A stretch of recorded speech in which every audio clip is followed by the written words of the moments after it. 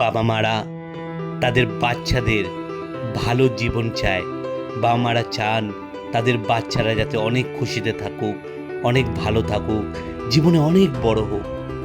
কিন্তু বন্ধুরা, যাদের বাবা মারা এরকম ভাবেন, তারা কি ভাবলেই হয়ে যায়?